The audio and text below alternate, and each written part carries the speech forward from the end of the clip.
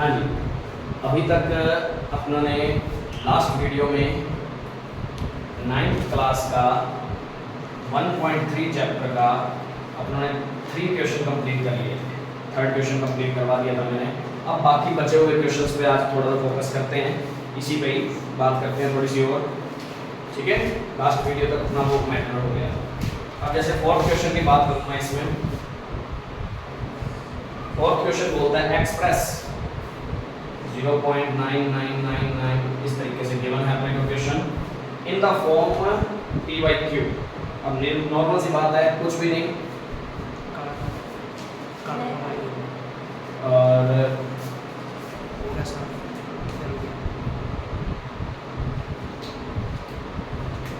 देखो अपने पास 4th question है, उसके अंदर क्या है कि ये इस तरीके का अपने को क्वेश्चन दे रहा है और वो क्या कह रहा है कि एक्सप्रेस करो किस फॉर्म में, p by q फॉर्म में।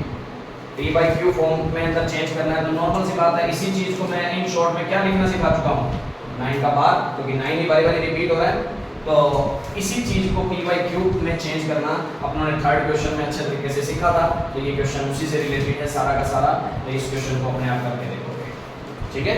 ये क्वेश्चन अपने आप करने वाला है, आराम से करके देखना, आराम से हो जाएगा, कोई ज़्यादा लंबी चौड़ी कहानी नहीं है, ठीक है ना।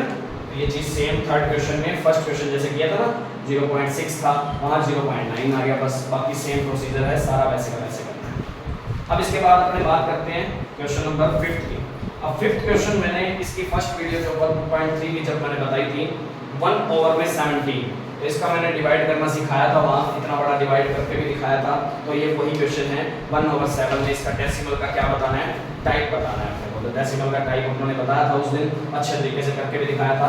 1 में 17 का डिवाइड करना है, तो 1 ऐसे 17 ऐसे, तो डिवाइड करके बताना है कहाँ रिपीट हो रहा है, तो चीज़ को भी अपने आप करके देखोगे इस क्वेश्चन को भी, ठीक है। अब इसके बाद बात करते हैं अपने 6th क्वेश्चन। 6th क्वेश्चन में अब एक कंडीशन बताता हूँ मैं तुम्हें, इसी क्वेश्चन में जो पूछा गया ना वो बताता हूँ। ये p by q फॉर्म में किसी चीज को लिखते हैं तो वो नॉर्मल सी बात है, कौन सा नंबर होता है, रेशनल नंबर होता है। कौन सा नंबर, रेशनल नंबर, जहां p by q फॉर्म में लिखा जा सकता है। और कंडीशन क्या क्या होती है, क्या नॉट इक्वल टू 0 और कॉमन फैक्टर इन दोनों में कोई भी नहीं होना चाहिए। दोनों कंडीशन होती है, कॉमन फैक्टर नहीं है इन दोनों के अंदर, ठीक है। ये पूरी कंडीशन जो होती है वो किसकी होती है, रेशनल नंबर। पर तुम्हें एक बात और सिखाता हूँ जो कि हालांकि 10th क्लास में काम आती है, पर इसमें भी छोटी सी इस क्वेश्चन को बना के पूछ लिया।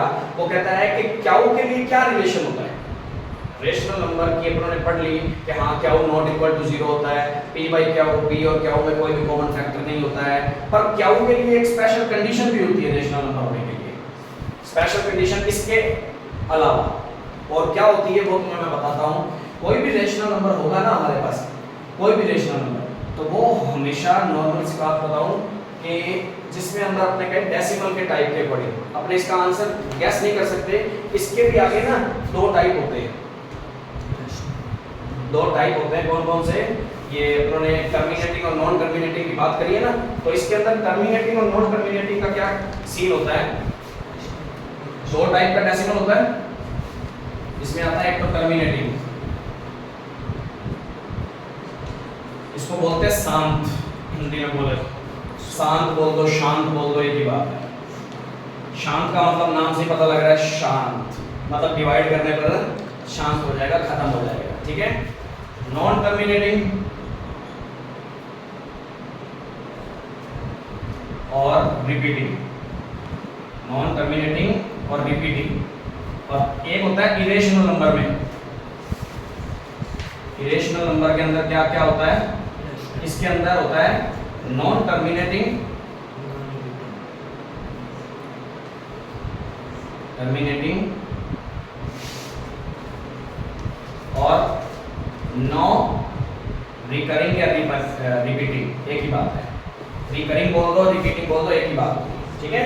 तो इसके अंदर रिपीटिंग और इसमें नो रिपीटिंग, नॉन टर्मिनेटिंग और नॉन टर्मिनेटिंग दोनों ही है, ठीक है। इसको बोलते हैं अशांत, हिंदी में बोले तो अशांत बोलते हैं और आवर्ती बोलते हैं। अशांत आवर्ती, आवर्ती ऐसे की बजाय ऐसे लिखना, आवर्ती मतलब रिपीट होना, और रिपीट का मतलब क्या, चलते जाना, ठीक है। अशांत, अशांत मतलब शांत नहीं है और कोई डिवाइड के बाद वो जो पॉइंट के बाद है रिपीट हो रही है चीज, समझ आ रही बात। और इसको बोलते हैं अशांत अनावर्ती, मतलब रिपीट भी नहीं हो रही और अशांत भी है। अशांत मतलब चलती जा रही है, नॉन टर्मिनेटिंग भी है और नॉन रिकरिंग भी है, रिपीट भी नहीं हो रही। हिंदी में इसको ये बोला जाता है, ध्यान रखना। रेशनल नंबर को हिंदी में बोला जाता है परिमेय संख्या और इसको बोलते हैं अपरिमेय संख्या, ये ध्यान रखना, ठीक है। अब बात ध्यान देना कि यदि रेशनल नंबर है p बाई क्यू, दोनों को लिखा जा सकता है, इसको भी p बाई क्यू में, इसको भी p बाई क्यू में, दोनों अपने सीख लिए। इसको तो जैसे कि शांत क्वेश्चन ऐसे मैंने बताया था अभी, इसका पॉइंट हटाया और मैं 1000 लगा दिया, हाँ भाई ये डिवाइड में आ गया p बाई क्यू फॉर्म में, इसको आगे कैंसिल कर सकते हो, कर लो। अभी इसके अंदर अभी अपने ऐसे क्वेश्चन किए हैं, ये सारे के सारे इनको भी p बाई क्यू फॉर्म में बदलना सीख लिया, तो मतलब ये दोनों को ही p बाई क्यू में बदलना तो हम जानते हैं, p बाई क्यू फॉर्म में तो आएंगे, मतलब दोनों ही किसके टाइप हैं, रेशनल के टाइप हैं। पर इसके लिए कंडीशन ध्यान रखना, क्याऊ के लिए, इस कंडीशन के लिए, शांत के लिए या टर्मिनेटिंग के लिए कंडीशन अलग होती है और क्याऊ इसके लिए नॉन टर्मिनेटिंग के लिए कंडीशन अलग होती है। यदि रियल नंबर के अंदर टर्मिनेटिंग वाला पार्ट बन रहा है तो क्याऊ हमेशा, क्याऊ के जो फैक्टर होते हैं ना, फैक्टर ऑफ क्याऊ, फैक्टर ऑफ क्यू, क्यू मतलब डिनोमिनेटर की बात हो रही है, क्याऊ की जगह कई क्वेश्चन, कई लोग ऐसे भी सिखाते हैं, सिखाने को a बाई b फॉर्म में लिख दिया जाए तो वो b हो जाएगा उस टाइम पे, कोई l ओवर m फॉर्म में सिखा देता है, ऐसे कुछ भी टेंशन नहीं लेनी, कुछ भी लिख सकते हैं उसको, ठीक है। फॉर्म फ्रैक्शन वाली होनी चाहिए और फ्रैक्शन के अंदर डिनोमिनेटर की क्या कंडीशन होती है, इस क्वेश्चन में अपने को ये पूछा है, फोर्थ क्वेश्चन में, ठीक है। तो फैक्टर ऑफ क्याऊ और फैक्टर ऑफ क्याऊ या फैक्टर ऑफ क्याऊ, इसके अंदर हमेशा कौन कौन होगा, या तो 2 होगा या 5 होगा, ध्यान रखना। यदि वो टर्मिनेटिंग टाइप का है ना तो उसके डिवाइड में, उसको जब फ्रैक्शन फॉर्म में बनाएंगे ना तो हमेशा ध्यान रखना उस क्याऊ में डिनोमिनेटर के जब फैक्टर करोगे ना, या तो उसमें 2 होगा या उसमें 5 होगा, ओनली 2 भी हो सकता है, ओनली 5 भी हो सकता है, और 2 और 5 दोनों इकट्ठे भी हो सकते हैं, समझ आ रही है बात। तो ये क्यू की भी कंडीशन होती है उस टाइम पे, फैक्टर ऑफ क्याऊ, उसके अंदर फैक्टर कौन कौन से होंगे, 2, 5 या फैक्टर इन क्याऊ, क्याऊ के अंदर फैक्टर कौन कौन से होंगे, 2 और 5 टाइप के होंगे।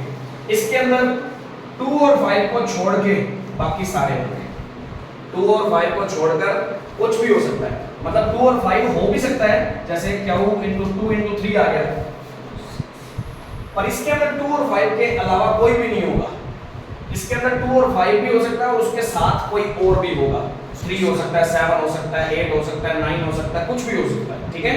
तो ये दोनों कंडीशन होती है क्यू के लिए, डिनोमिनेटर के लिए, रेशनल नंबर के अंदर टर्मिनेटिव की अलग कंडीशन और नॉन टर्मिनेटिव की अलग कंडीशन होती है। तो माइंड में ऐसा सेव करना चाहो तो सेव कर लो, नहीं तो दिमाग में रखना चाहो तो रख सकते हो, ये चीज़ ध्यान देना, ठीक है।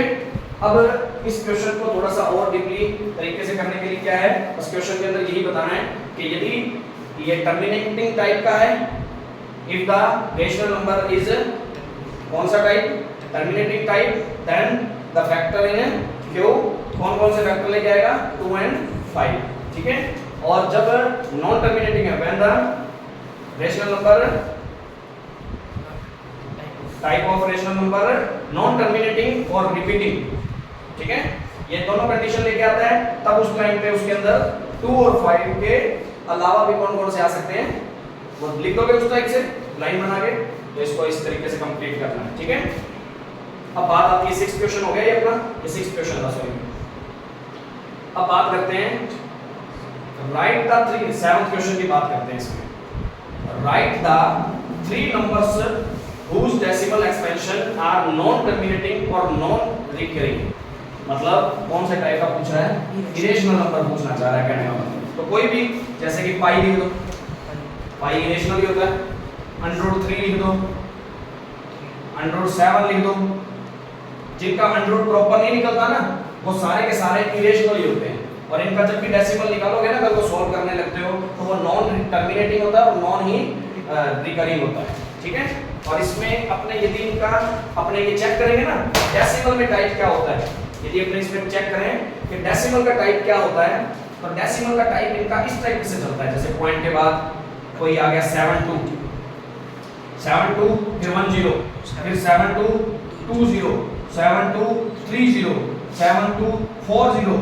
तो मतलब ये नॉन टर्मिनेटिंग और नॉन रिकरिंग में इस टाइप के डेसिमल वाला टाइप चलता है। ठीक है, एक बार के लिए ये दिमाग में रखना है। ठीक है ना, तो ऐसे 3 एग्जांपल कोई भी दे दो, इस टाइप पे देना चाहते इस टाइप पे दे दो, पर उसने डेसिमल में पूछे हैं तो ऐसे कोई भी एग्जांपल और लिख लो। जैसे मैं लिखता हूं, मेरा मन है 85 पे लिखने का, तो 85 के बजाय 8 से लिख देता हूं, 80 800 830 840 डैश डैश डैश। इस तरीके से क्वेश्चन बन सकता है। ऐसे 3 एग्जांपल कोई भी देना चाहो तो दे सकते हो, कोई प्रॉब्लम तो नहीं।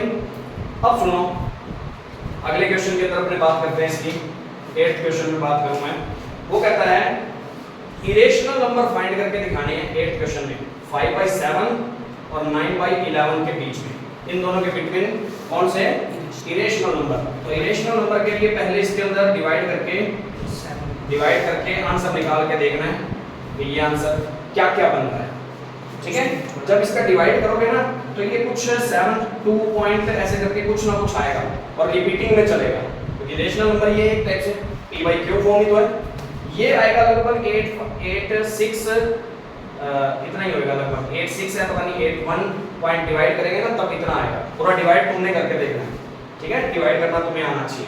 अब वो कह रहा है इनके अंदर ये रेशनल नंबर तो अपने आएंगे, रिपीट तो कहीं ना कहीं होंगे हमारे, अपने आप करके देखोगे रिपीट तो होंगे। डिवाइड करना तुम्हें आता है अच्छे तरीके से, उसको अच्छे तरीके से करोगे।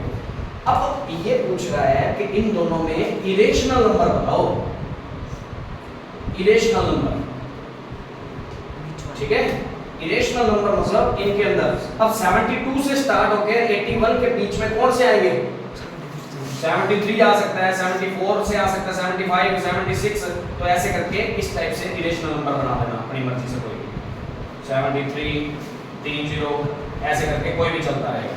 ठीक है, ऐसे 74 से बनाना हो तो 74 00 74 000 74 डैश डैश डैश 75 0 ऐसे करके कोई भी 3 बनाना चाहो तो बना के दिखा सकते हो। ठीक है, बस वही क्वेश्चन के अंदर पूछा है और वो चेक कर लेना, क्या पता 72 आ रहा हो 75 आ रहा हो, वो डिवाइड करके तुम चेक कर लेना, फिर उसके अकॉर्डिंग कोई भी स्टार्ट करके 2 डिजिट के अकॉर्डिंग आंसर निकाल सकते हो। बात समझ आ गई? इस तरीके के क्वेश्चन को अपने आराम से कंप्लीट करेंगे। अब 9th क्वेश्चन है, थोड़ा सा फटाफट वो देख लो, फिर 1.3 अपनी कंप्लीट हो जाएगी आज। 9th क्वेश्चन के अंदर √3 23 और इसको क्या करना है? क्लासिफाई का करना है, रेशनल कौन से और इरेशनल कौन से। तो क्या इसका रूट पूरा पूरा निकलता है? 23 किसी का स्क्वायर है पूरा पूरा?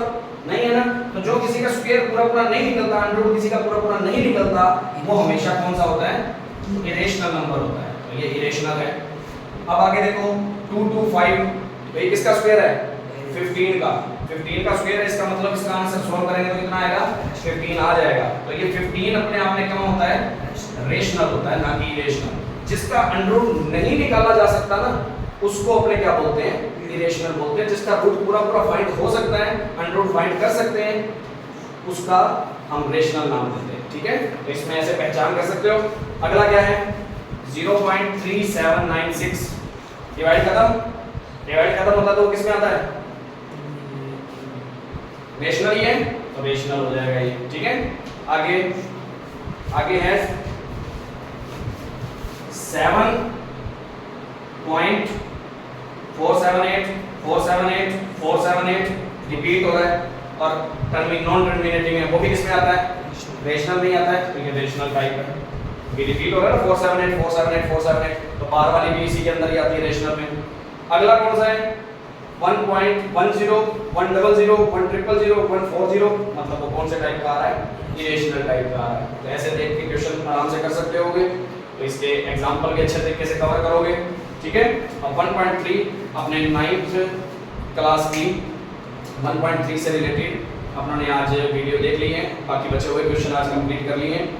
इससे रिलेटेड एग्जांपल भी करके देखोगे। वीडियो अच्छी लगती है तो लाइक और शेयर जरूर करें, ज़्यादा से ज़्यादा चैनल को सब्सक्राइब करवाएं और ज़्यादा से ज़्यादा आगे से आगे शेयर भी करें। कमेंट बॉक्स में बता सकते हैं आपको कोई भी प्रॉब्लम लगती है तो। ठीक है, और इस टाइप के क्वेश्चंस को करके देखें। ये चीज़ें सारी अच्छे तरीके से कवर होंगी ना, फिर अपने आगे इस चीज़ को आगे बढ़ा सकते हैं, अच्छे तरीके से कवर कर सकते हैं। डेसिमल के टाइप, रेशनल, इरेशनल, और इसके अंदर भी अंदर टाइप होते हैं, वो भी पता होने चाहिए। ये डेसिमल के टाइप होते हैं, ध्यान रखना। तो इस तरीके से कर सकते हो। फिर भी कोई प्रॉब्लम लगे तो आप कमेंट बॉक्स में बता सकते हो। इसको कवर करो ज़्यादा से ज़्यादा। Thank you.